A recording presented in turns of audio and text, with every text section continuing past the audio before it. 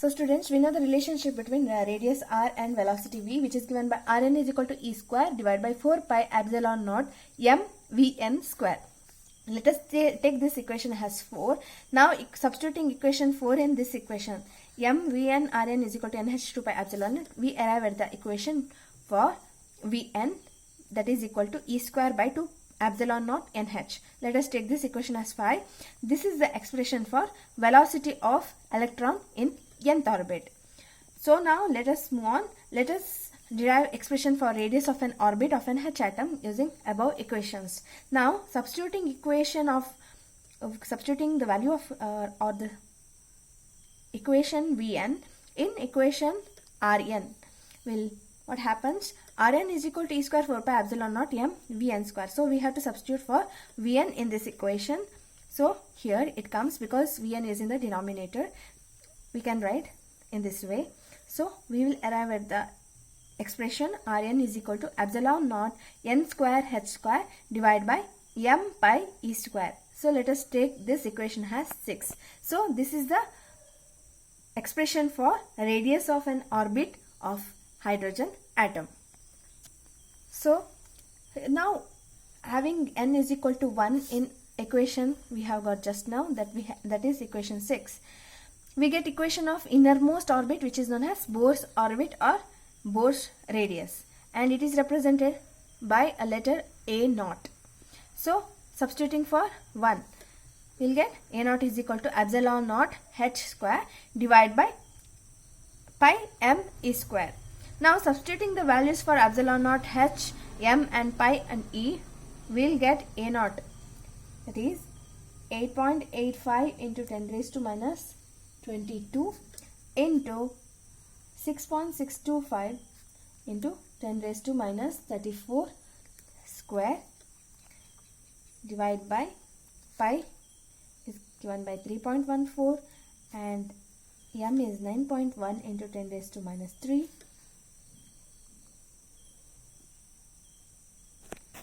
and electron 1.6 into 10 raised to minus 19 whole square.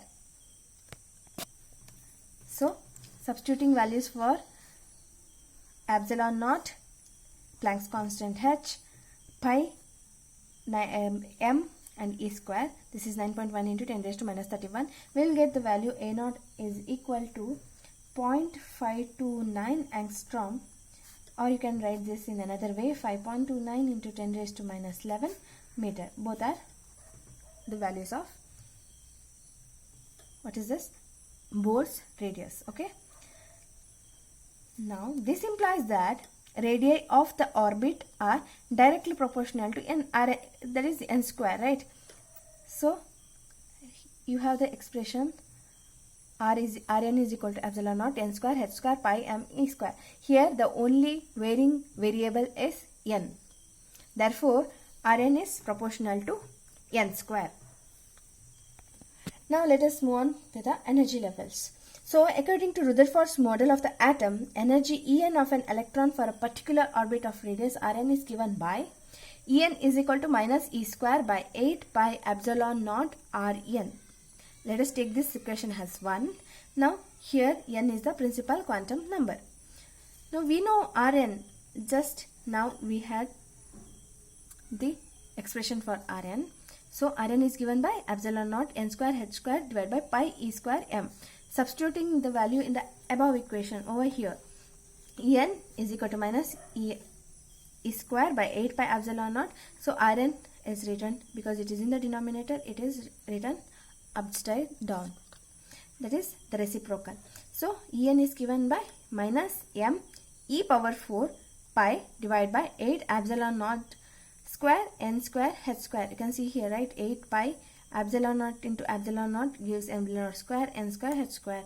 Here e square pi e square e to the power of 4. So this is the expression for energy. Now substituting the values for m, e, pi, epsilon naught n and not n, only h, because n is a variable here. So therefore you will get En is equal to minus 13.6 by n square electron volt, that much of energy. Okay. Why here we have negative sign? This is because it means that electron is bound with the nucleus. As we have seen back then, according to classical electromagnetic wave theory, we had seen, right? These electrons lose energy as it radiates and then reaches up to the and falls into nucleus in the spiral path. So the negative sign means that electron is bound with the nucleus.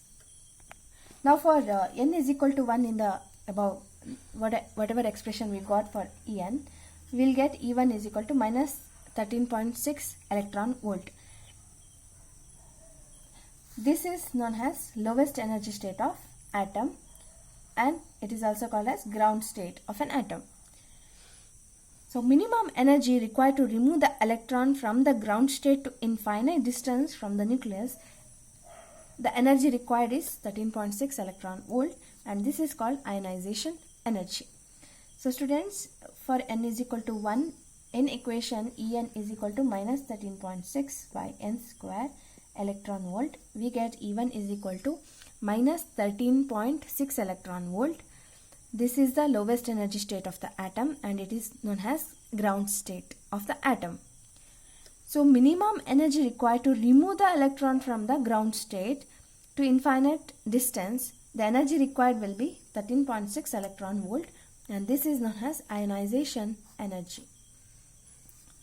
Now, when electron gains enough energy to go to higher orbits, then the atom is said to be in excited state.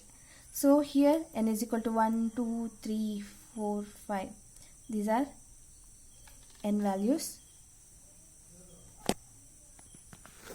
When an electron gains enough energy to go to higher orbit, then the atom is said to be in excited state. So if the atom is in n1 state, the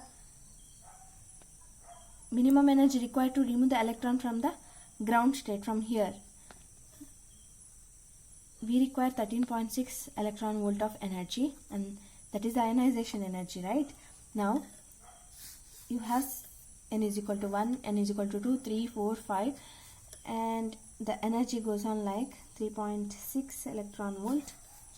Like if you go on adding 13.6 with 1 square electron volt, we will get 13.6 electron volt minus 13.6 by 2 square, we will get electron volt, will get minus 3.4. Same way it goes on, we will get minus 1.51. So energy levels will be like here 3.4, here minus 1.51, and goes on. So this is the energy level diagram. So when an electron gains enough energy to go to higher orbits, when here if